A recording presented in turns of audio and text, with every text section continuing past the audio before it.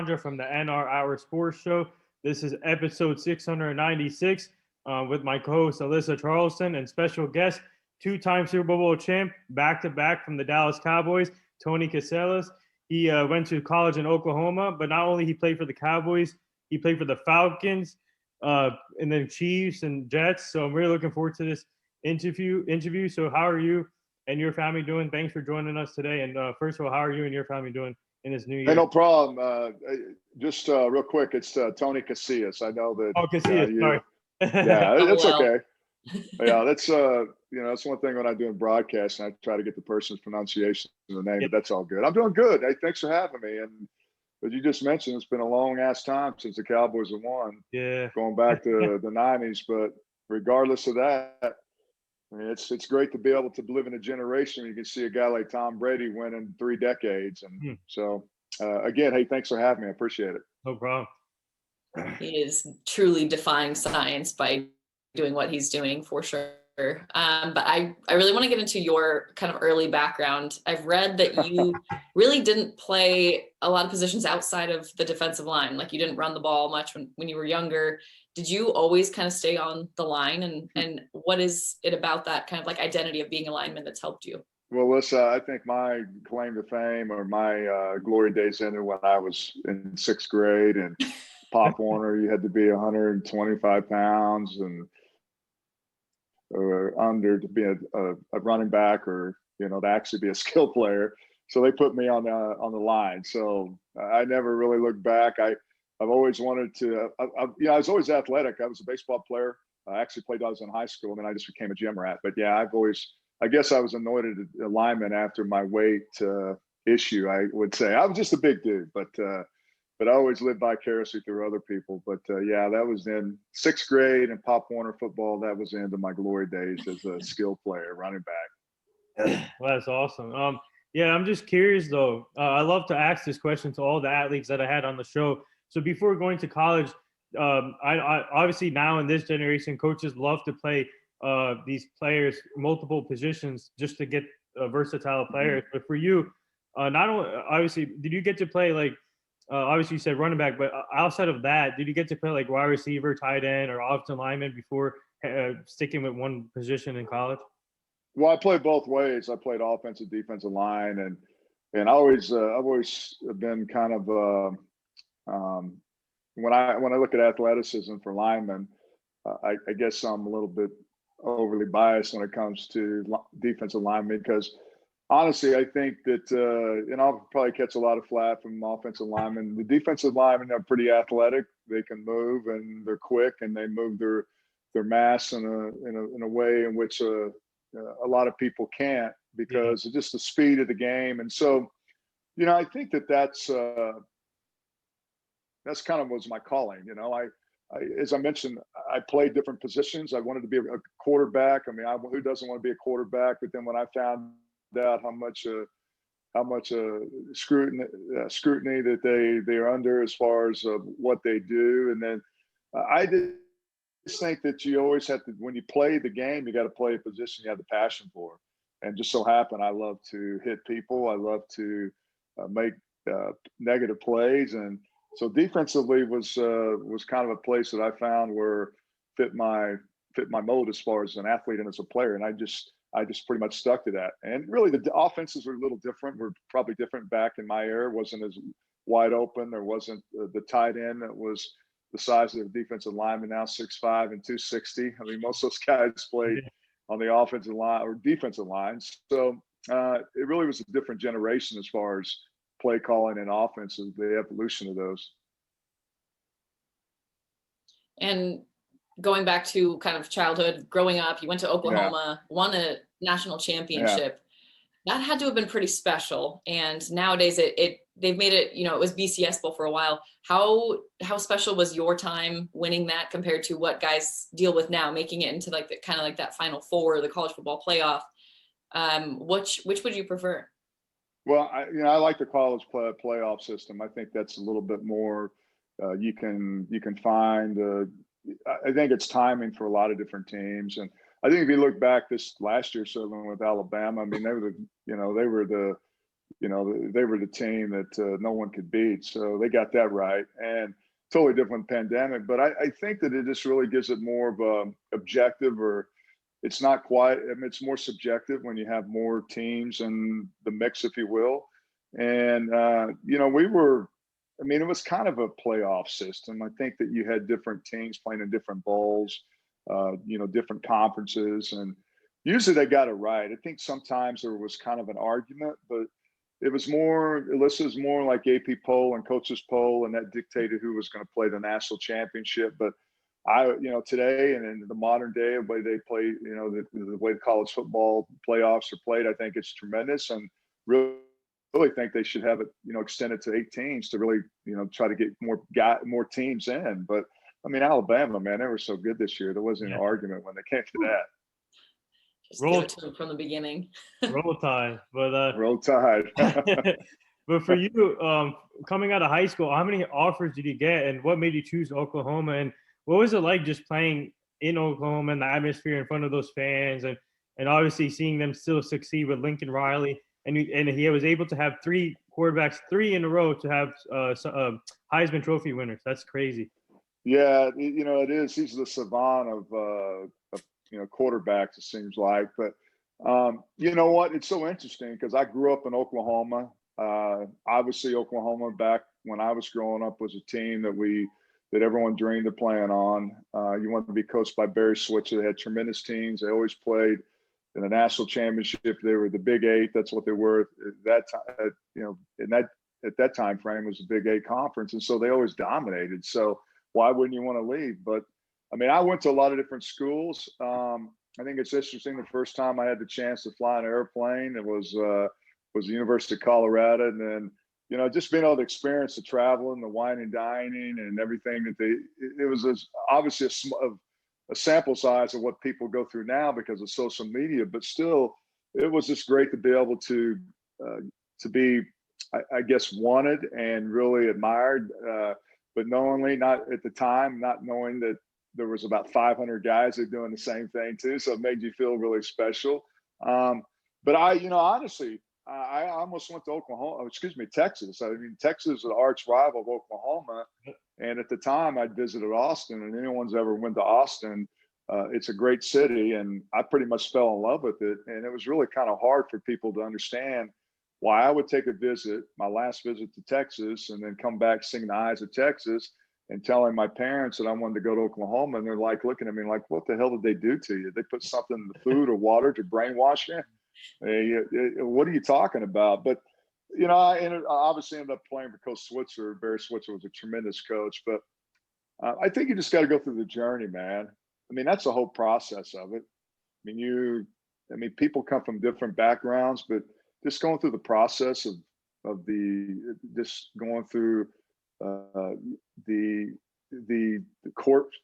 courting aspect of it, if you will, and really just kind of taking your time and really not getting in a big hurry to make a decision. And to me, I just I took that to a whole different level. I mean, I just relished in it, enjoyed it. I love that you also got to be coached by Barry Switzer later on in your NFL career. I definitely want to talk about that. But before that, what did you take from your college experience? Because I think for a lot of people, those college years are the most, I guess, constructive, whether it's for good or for bad. You really become who you are. What do you think you kind of took from that identity-wise, and just those rivalries? It's kind of a 2-part question, but the rivalries in college versus in NFL. For a lot of people, I think college football rivalries feel stronger than NFL, but I'm curious if you agree with that because you were on America's team at the peak of America's team. Well, that's a great question, because I think that it's, for me, I was able to experience really greatness when it came to team championships, and won a national championship. And I got a chance to go, you come to Dallas, and we won back-to-backs, and really the 90s for the Cowboys was extraordinary. But you know what? I don't think you really think about all that stuff. I think that you think about all the relationships and the people and the guys and the teammates that you forge these relationships. And you know what? It's so difficult to predict how good you're going to be. You can start with all the substance, but to put it together, I think, as you mentioned, I think college is I wouldn't say a little bit more, I wouldn't say innocent, but because it is big time now. I mean, it's gotten to a point where it's just huge money making machine, but still the novelty of it, and really putting something together that guys aren't there that long. I mean, just 3 or 4 years, that's not long, and to be able to win a national championship, and I think you forge those relationships, and that's one thing about history that I really, as I get older and admire, is that I really wasn't a very good history student, but when it comes to looking back at the things you did, I think that they have a tendency, propensity to forget about you as you get older, but they never forget the championship teams and the teams that do something really unique and special. And I've always had that, that to cling to, and to be able to talk to those guys and go back and reminisce and have those memories. And, college is just, it's a time in your life. Think about it. You guys obviously experienced it. You guys are much younger than me, but when you're 18, 19, 20, and 21 years old, man, that's just a small part of your life. But there's so many things you can do in those 4 years that is life changing. And obviously what we did as a football team at Oklahoma is we won a national championship. And, to this day, I love Coach Switzer. He's like my second father. I mean, he's just a tremendous man. And it's just unique to remember all those guys, because those memories won't fade away. Mm-hmm. So take me back to your draft experience. Obviously, the draft was way different back in the day. You got drafted round 1, pick 2, 1986 by the Falcons. So how grateful are you that the Falcons gave you the first opportunity to start your career? Well, it's so funny because Bo Jackson was actually the first player picked in that draft. Oh, wow. But he didn't. That's great. But he did. But he didn't. He didn't end up playing when he played baseball. So unofficially, I was the number 1 pick. But it was totally different. I didn't get invited to New York City. I think I got a phone call from the commissioner at the time, Pete Rozelle, and I think that they thought that they were going to have Bo come to New York City, and then they called you, and they had it seemed like they had 50 rounds back then. It was a long process. But I always had, I dreamt of playing professional football when I was playing, but I think we all have dreams, and really to this day, I think I look back on that and I think, man, it's amazing. And because you don't really think about it, you think, okay, it's great, you got drafted, the second player picked in the draft, but there wasn't cameras, there wasn't NFL Network, there wasn't social media, so it was quite different. But it didn't matter. I mean, it's the same process. They look back, and when you get drafted, it's the money is totally different. I mean, I look at the salary and the person that gets drafted in the second round, especially before they put a salary, the rookie pool on money. Man, this is totally different. But I don't think any athlete that plays, they say you want to play at the next level, but you know how hard it is. Right. I mean, it is so hard to get to that level, and I just feel very blessed, and I work my ass off. I mean, that's what you do, and that kind of validates your hard work, and someone that really rewards you, that thinks you're something unique and really good, that they're going to reward you with that. And I mean, it really wasn't a reward, because when I went to Atlanta, we were really bad. I mean, you missing the career college, but we were horrible. I mean, I collectively, the time I was there, I think we won for 5 years, and it wasn't the best of times. I think we probably won 12 games, and so do the math on that. But it's kind of like, be careful what you ask for. I mean, the money and being recognized as being a high draft pick is great, but if you get drafted that high, that's pretty good odds that they're going to be pretty bad the first 2 or 3 years. But that's where I feel like some of those habits that you developed early on really show, if you're still wanting to work and you still, had high sack numbers.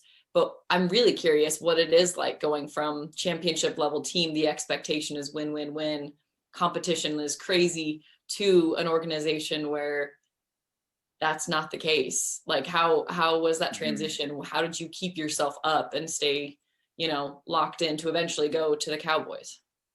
It was very hard. I'm being honest with you. I made some decisions that I probably shouldn't have made.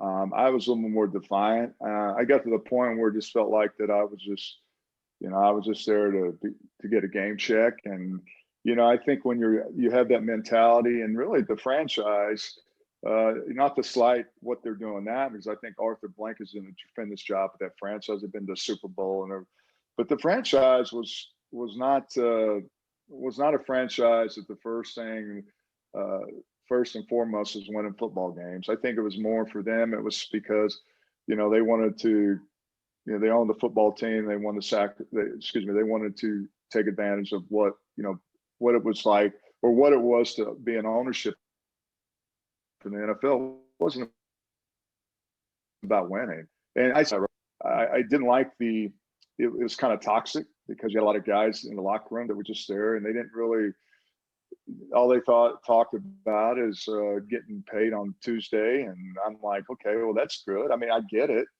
But, coming from a program like Oklahoma, where you're used to winning, it's very difficult, because you got to get yourself up when you're 4-12, and, you got to go to work, and you got to do the same things over and over. You got to go out in the physicality and go through all the mental anguish of it. Very difficult. So really,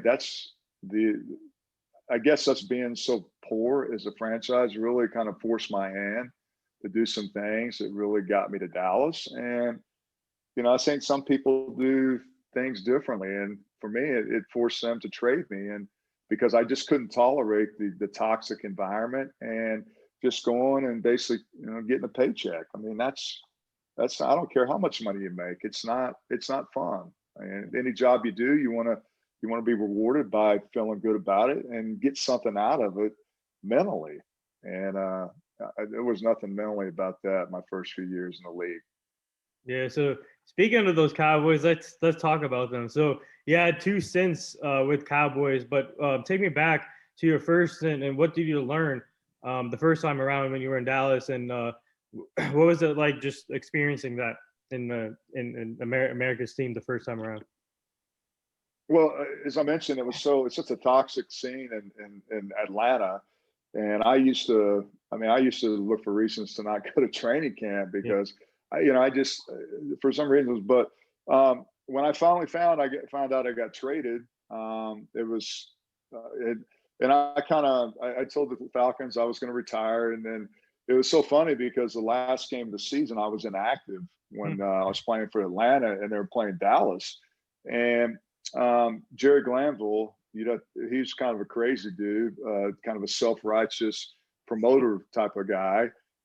We just didn't hit it off. So I wasn't one of his guys. But I remember vividly that we were playing the Falcons when I was on the Falcons at the time, playing Dallas. I told, because I had relationships with Dave Wanstead. He was a defensive coordinator and actually recruited me when I was in college. I said, look, I don't want to be here. I said, is there anything you can do to try to get me traded to Dallas at the time? And he's like, okay, well, Tony, we'll see what happens in the off season. And really, I didn't really think much about it. But then whenever we got closer to training camp, started the next year in '91, that's when I told Atlanta, I said, I'm retiring. So then all of a sudden they started talking to Dallas, and they were able to, get the trade. And so as soon as I went, and I hated training camp because it was just a brutal survival time.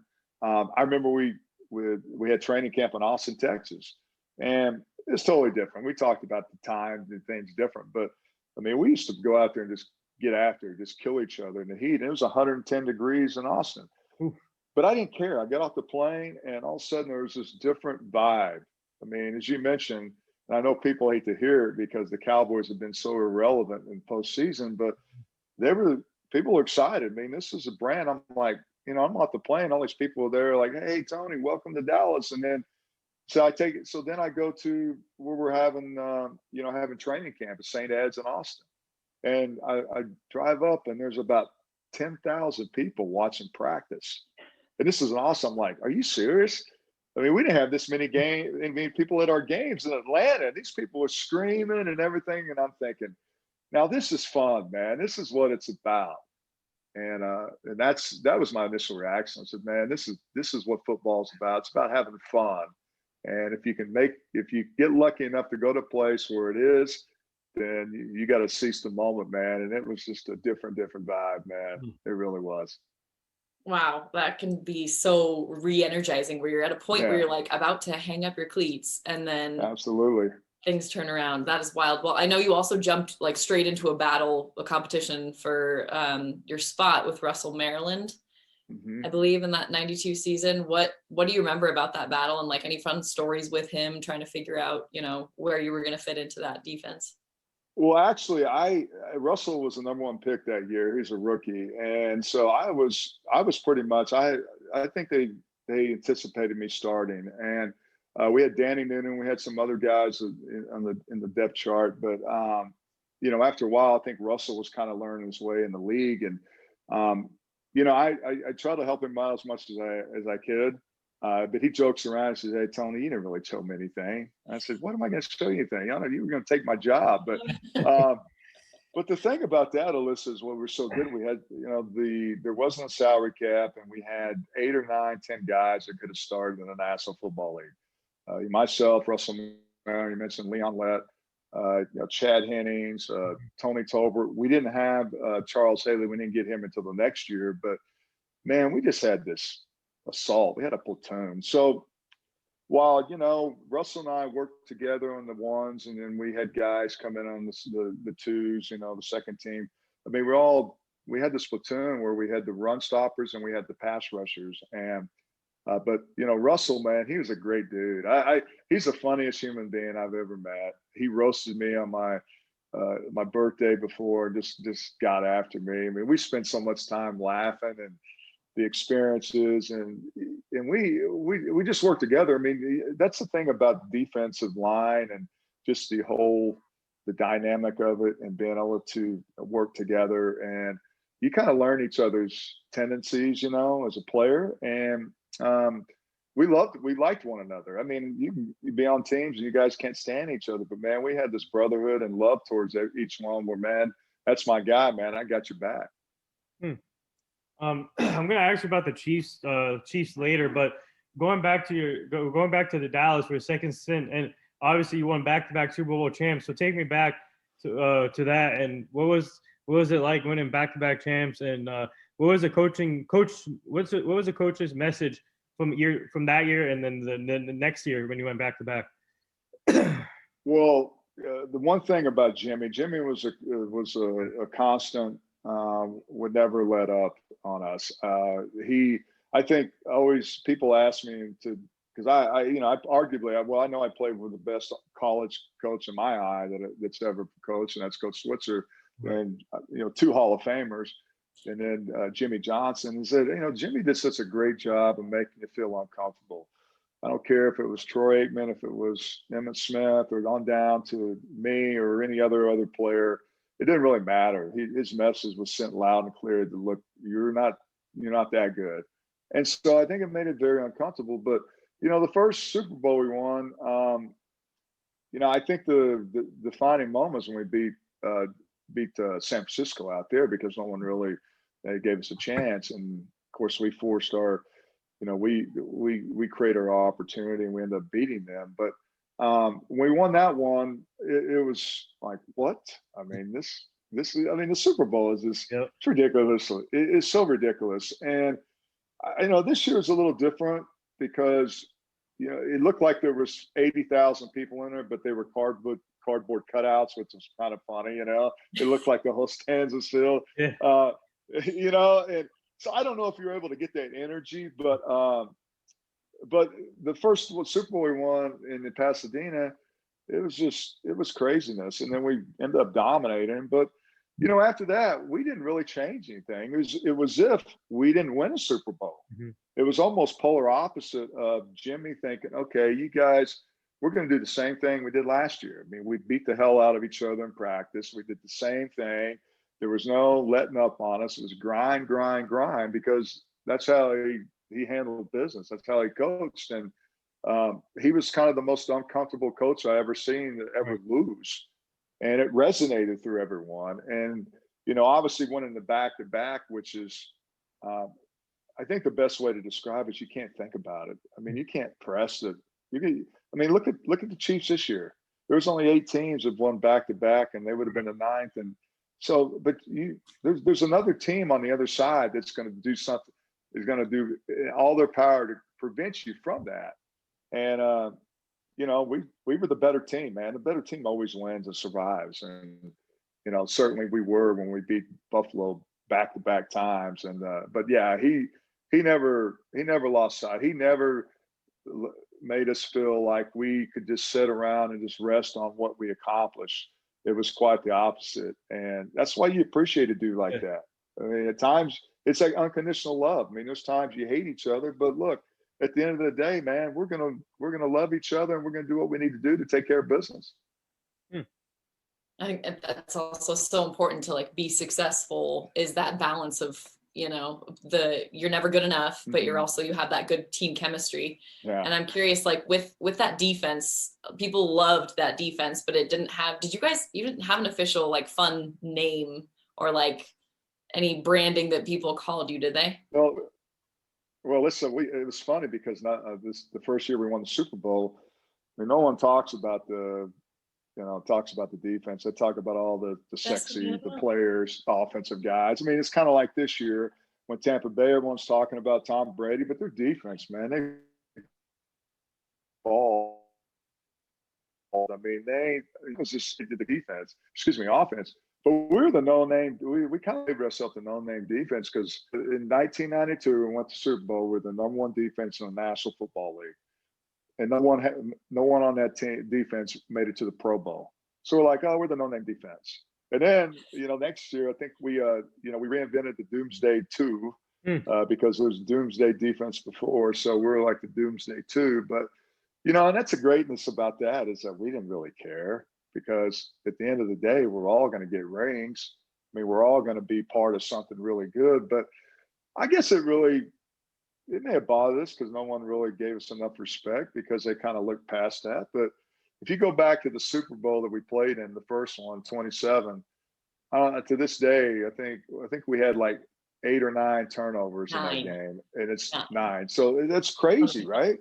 Yeah. So we must have been doing something right. And then in that game, it didn't start off well for us. I mean, we kind of changed the pivot of the game with the turnovers and stuff that we did. But hell, I mean, we labeled ourselves the no-name defense because no one knew our names because no one made the Pro Bowl.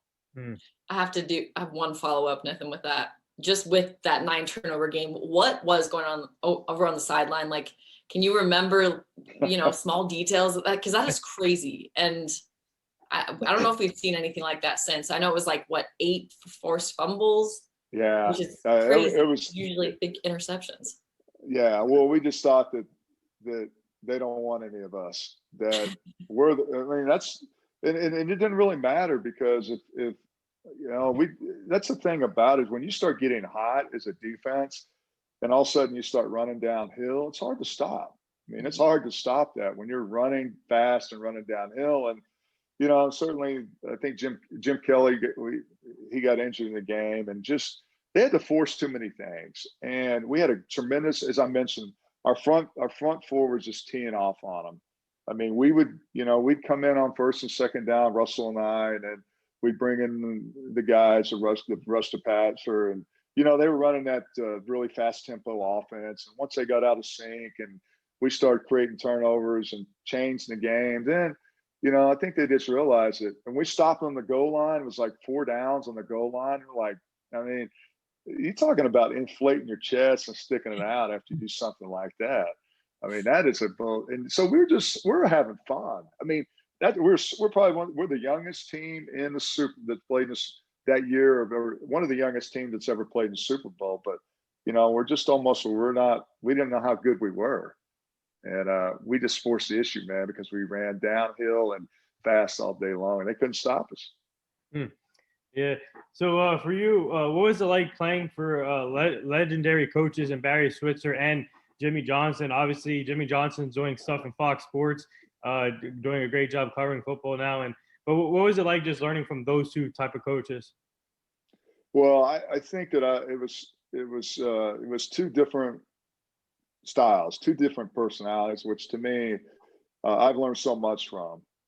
Coach Switzer to me is, it's funny because he called me on Sunday for the Super Bowl, and he said, "Hey Tony, what are you up to?" I mean, Coach Switzer's 80 something years old. I said, "Well, I was upstairs actually repainting a room in our house. My wife and I had this project, going." So I said, "Hey, I'm just getting ready for the Super Bowl, doing some work." And he goes, "You know what?" He goes, "How many Super Bowls you play in?" I said, "Well, I played in two." And I said, "Well, I didn't know. I thought you weren't there the one when I was there." I said, "No, I left." He goes, "That's what I thought." He goes, "Man, I'm going to get on them today." I'm like, "What are you talking about?" Because they listed all these players that have won multiple Super Bowls with Oklahoma. And so they didn't bring it, and it bothered him. So then I started asking him, to your point about the difference in coach. I mean, they're both tremendous coaches. Coach Switzer, again, is just he's got this memory that is just amazing. He remembers everything, and I'm just admire that he can remember names, and we're talking thousands of players he's coached. So I asked him, I said, "Coach," I said, "since I got you on the phone, I'm going to ask you this question because people ask me this." I said, which championship did you really like the most, more or less? I mean, what did you really think that, man, I'm so proud of it, and this is with everything around that it's involved? He goes, "Man, the Super Bowl was great, Tony, but the national championship was amazing." I said, "Why is that?" And he goes, "Because I went out and recruited those kids. I knew their parents. I knew where high school they're from, where they're from, all these different things, the history of them. When I was in Dallas, there's some guys on the team I didn't know that personally. And so, not that I didn't appreciate it and what I did, but you're asking me, he's won multiple national championships, but I just like the relationship with my guys as far as the whole gamut of things." I thought, man, that's pretty cool. And then because there's not too many coaches that say that. Jimmy is such a tremendous person of what he does. I mean, he's the most fierce competitor I've ever met. He's a guy that hates to lose, and it shows when he loses a game. It's like that's the only game we're ever going to play. But I just think that he's so good at delegating different personalities, because in the big scheme of thing, on the team as I played with Dallas, I mean, there were so many personalities. We were rock stars at the time, but sometimes when rock stars, when they feel like there's a little bit of entitlement and do some things and make bad judgment, then some bad things can happen. But Jimmy was so good at delegating different and pushing different buttons psychologically. And I never met a guy that could delegate and wear all these many hats and then come back and just have everything in control. And both of those guys could do that. I mean, they were just tremendous at putting things together. Jimmy was good at finding personalities and finding people that fit in part of this big puzzle, because he was so pay attention to detail oriented. I've never seen anyone that was so great at that. Everything from the coffee to the game plan. You're hinting he has a complicated coffee order? I don't think it was Starbucks at the time. I never did. I don't think I ever had his coffee, but yeah, he wanted to know what was in it. That's hilarious. Going from past coaches to current coaches, is there a coach that you know or that you've seen or that you've heard stories about that you would love to play for right now that's in it, a DC or a head coach? And then what defense, I guess, or defensive player do you really? You know what? I love Andy Reid. I love Pete Carroll. Pete Carroll was in New York when I was there for New York Minute. I love his style of how he coaches. Man, I mean, there's a lot of different. The new coach at Cleveland, to me, seems like a really yeah. I like that guy. I mean, there's so many great coaches out there that I would like to play for. It's changed in the aspect because defense is a little different. But I think everyone just wants a coach. That Sean Payton to me is a tremendous coach. I mean, there's so many up and coming coaches that are coaching now. Matt Rule at Carolina, I think he would be a tremendous. I think the thing with coaches is that you respect them and for what they do, and they respect you. And you just want someone that's going to let you do what you need to do, but there's going to be consequences, and not, maybe it's not the consequences. It's got to be these harsh penalties, but you just want someone to know that you respect them enough that there's going to be consequences if something happens. And,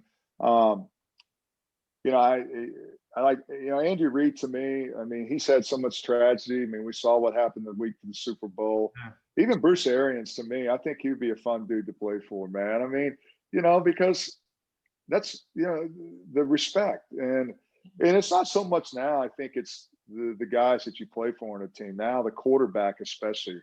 I think when you talk about Tom Brady, I think that's you look at him and there's guys that will pull their teeth out to play for that cat. But it all comes in. Belichick, I don't know if I would be a Bill Belichick kind of guy. I don't know. I think I respect him as a coach, but and I don't know. I don't know personally. I mean, there's people there. I mean, the thing about it, if you're winning, you want to have fun, and I just don't really sense that or see that it was much fun winning those Super Bowls in New England. I mean, I'm probably wrong, but it seems like Bruce Arians, I saw him last night. He was on Jimmy Kimmel. It looked like he was having scotch and soda, scotch and water, and Yeah. He's enjoying it, man. That's what you like, man. It's like, hey, man, let's embrace the moment. We did something, man. We won. We're pretty special. So let's reward ourselves and let's show some emotions and let's enjoy it.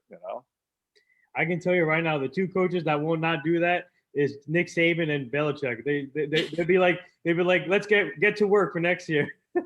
Well, you know what? And here's the thing too: is if you can go to a team and win championships, I'm there. Right. Yeah. I'm in. Okay.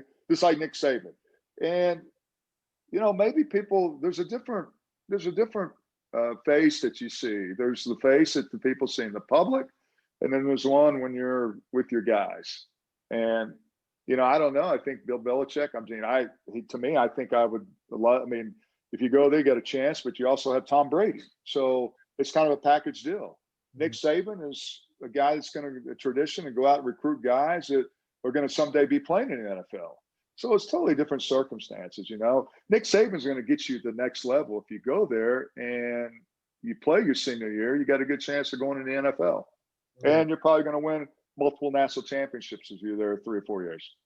So speaking of coaches, obviously you got to play with the Chiefs, and you lost another legend yesterday, Marty Schottenheimer, age of 77. And for you, what did he mean to the game? And obviously a great coach. So what was your reaction when you heard that news this morning?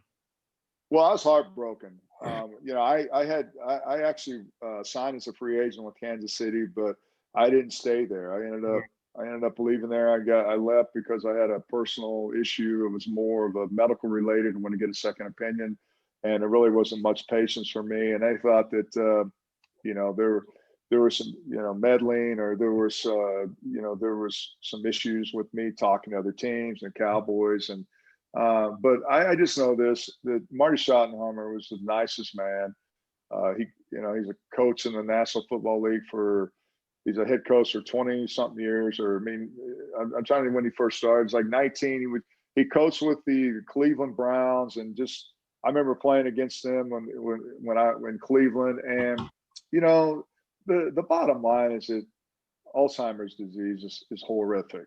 Right. And I remember listening to a couple of interviews 2 or 3 years ago, and I wanted to cry because he couldn't remember anything, and to be able to strip that from you and not be able to remember the people that you love, and it's just heartbreaking. And to hear that, I mean, he is a tremendous man, tremendous coach, but again, just to have to die that way, it's just tremendous tragedy. And unfortunately, unfortunately, he's probably in a better place because he's not having to go through that. But yeah, very sad for the football world that you lose a guy like that. Mhm. For sure. So important. This is the last question from me, and it's because you've obviously gotten into broadcasting since being done with playing. We talked to Jay Williams about this and just kind of like the hot take culture. People who kind of force opinions out just to get things to go viral. Mm-hmm. I want your take on that. As opposed to being someone who is just very honest, because you're someone that doesn't like just hold back to save face. Like you give pretty real answers. And I'm just curious kind of what your take is on hot takes, or just like that being honest. Well, I don't watch First Take on ESPN. I mean, and look, I don't, whatever I do, and I just kind of found my niche. I mean, I had a chance to get into the national arena, and it just didn't work out. And I've been doing this, but I just think you got to be real. I think if you have to force all that stuff out, then you're really searching to be relevant. And I mean, there's a time and place, and people like that. People like the drama. They like a train wreck, and they like things that that they can disagree and bring a topic.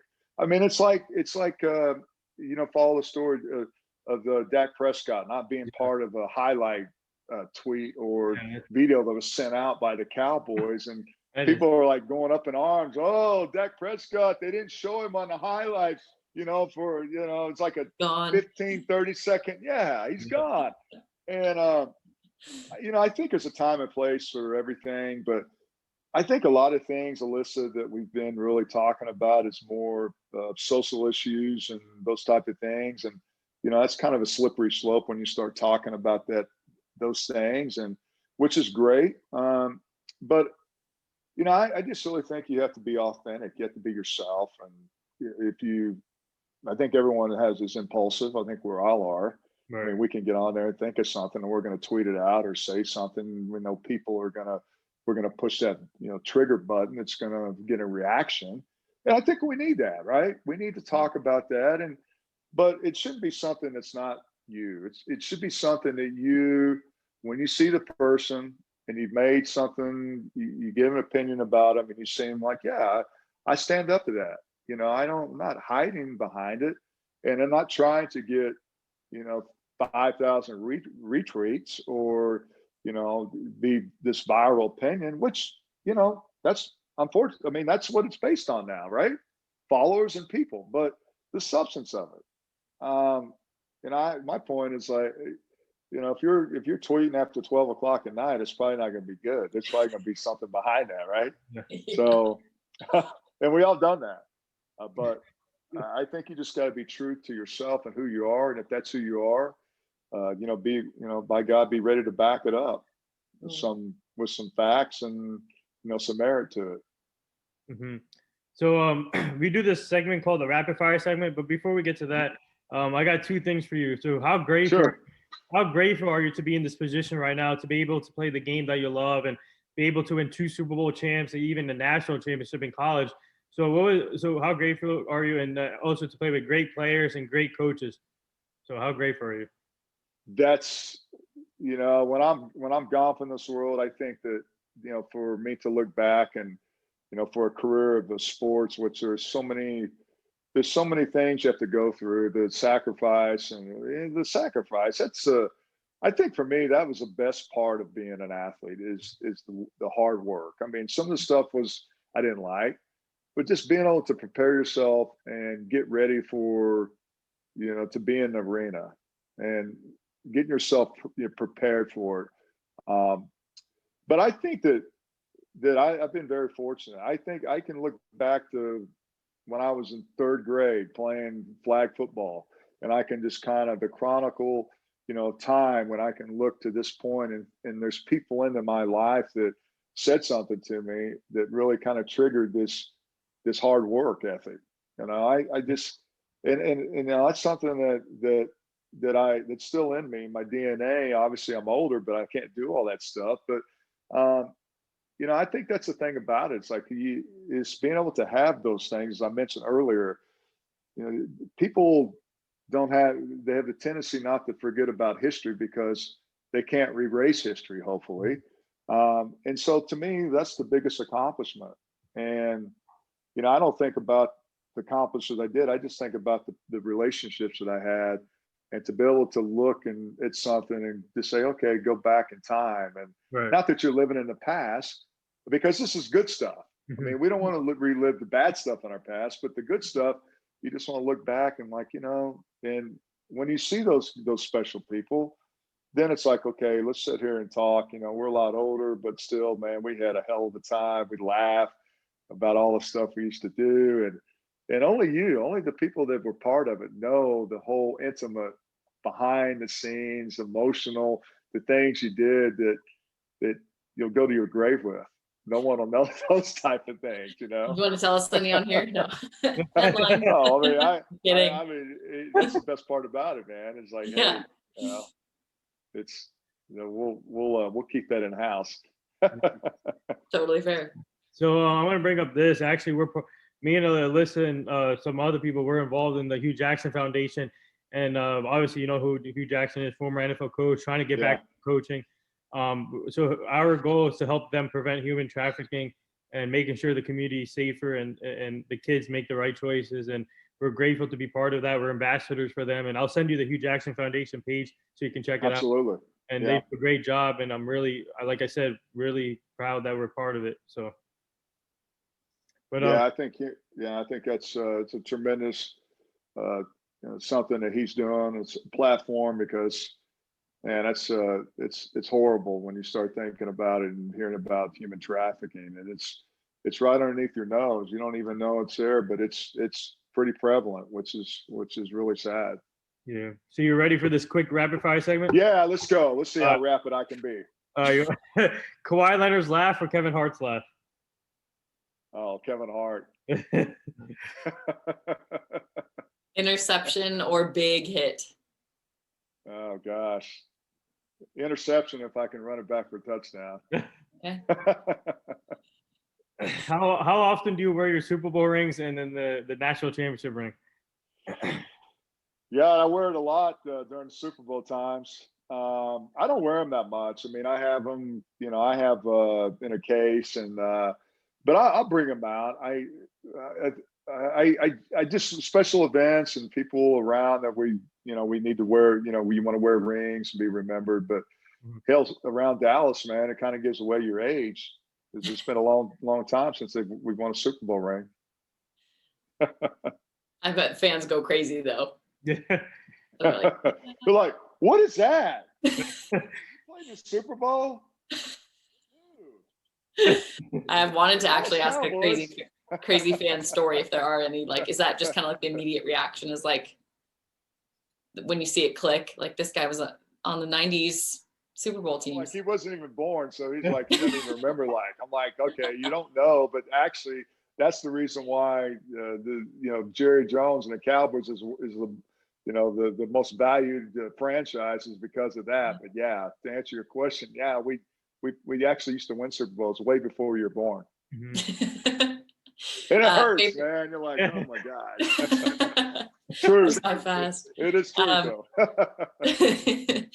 Favorite move as a defender, like on the defensive line, like go-to move to put on someone. Rip technique. Right. Rip technique was my go-to. I used to love watching Howie Long. He kind of pioneered the rip technique.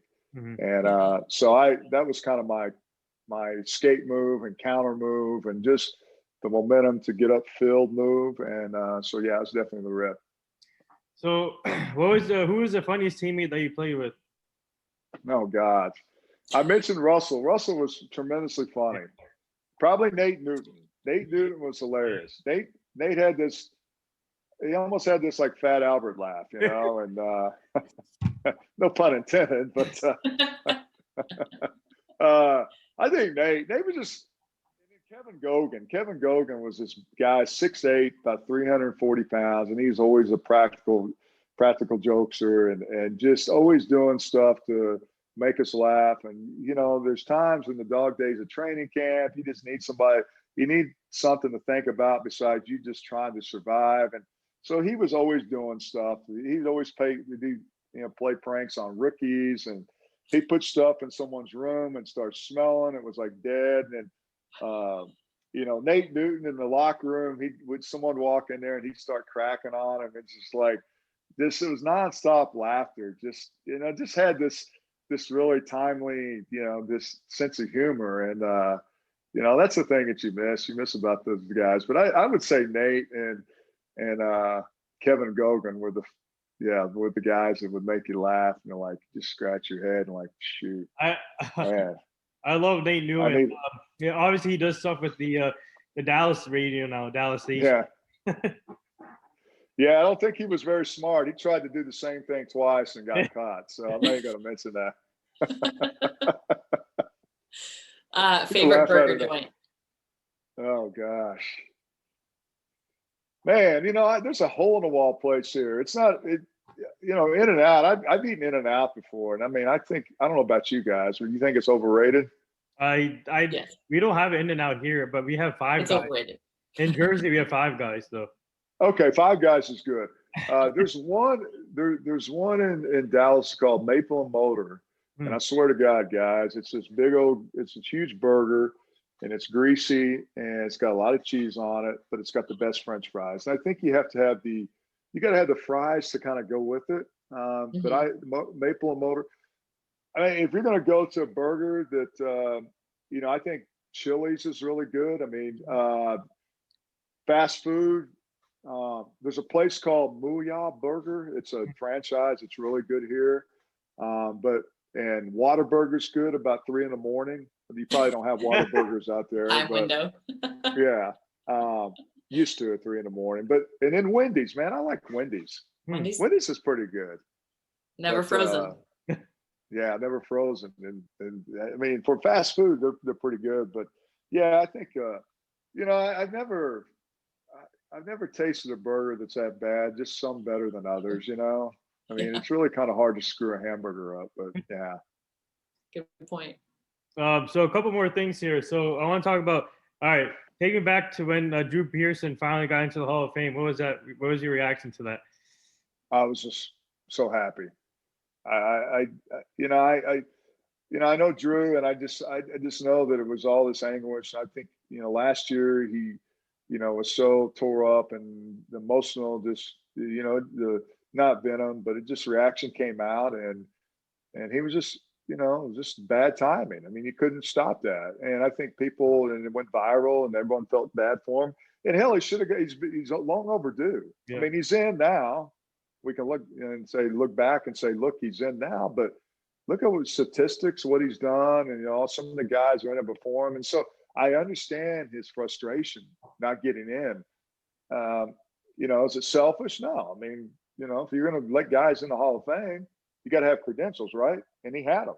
Mm-hmm. And I think last year this showed you how important it was to him to be able to get inducted into the Pro Football Hall of Fame. And I sent him a text message, and I posted a picture because I know him personally, and he's a great dude, man. He really is a great dude. So you always want good things to happen to great people, right?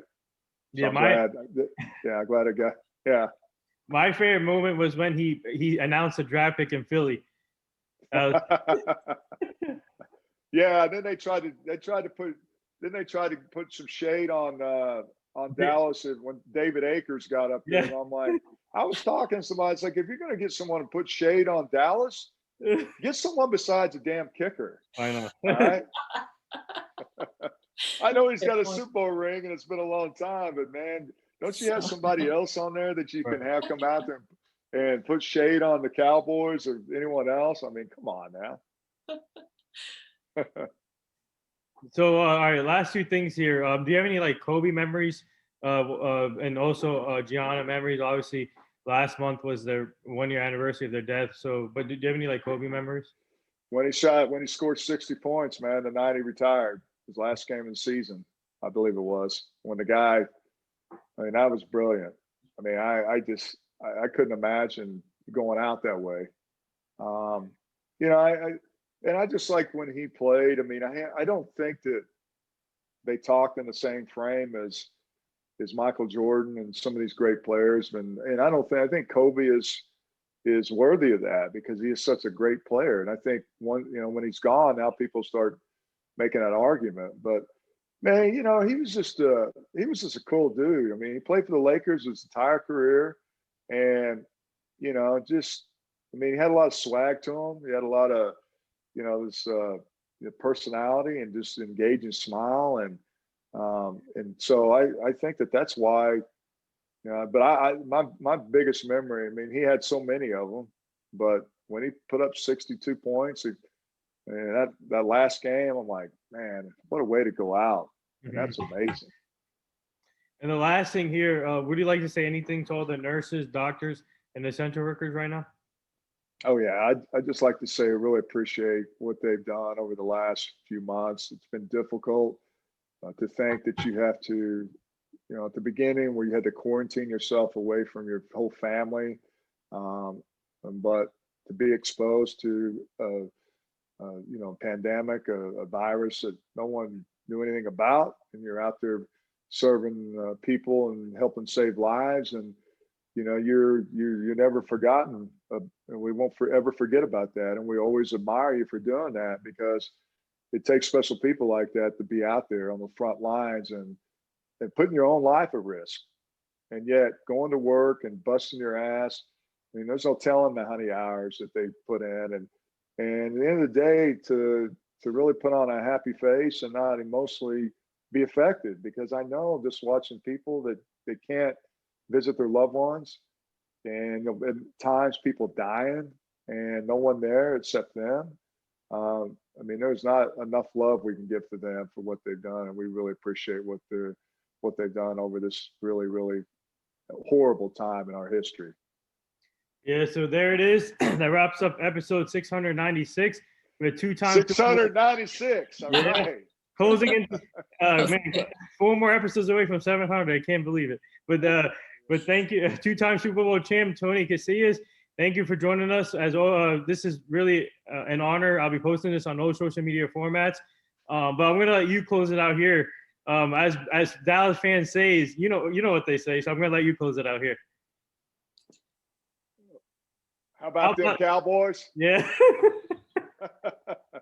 God, I mean, I was like reluctant to say that because, man, I want to say that you have to have something to back you up, right? Alyssa, I'm like, okay, well, look back here. I got some rings and stuff. Man, Put the rings man. It's like, yeah, how about them Cowboys? Yeah, we'll be fine next year. We'll be good. We'll be good. Hey, I hope so, man. We're going to be good, and everybody just needs to like put on their calm pants and everything's gonna be fine. We'll get through this. Yeah. And we'll link where you can buy calm pants at the bottom. Yeah, I think we all want to go buy some of those, man. What size do they come in? But those Super Bowl rings, they last forever. So we're part of the best years. So hopefully better years to come. This has been an honor. Thanks, guys, for having me. Yeah, thank you again. Yeah, and you and your family stay safe. All right, buddy. Take care. Thank you. Thank you.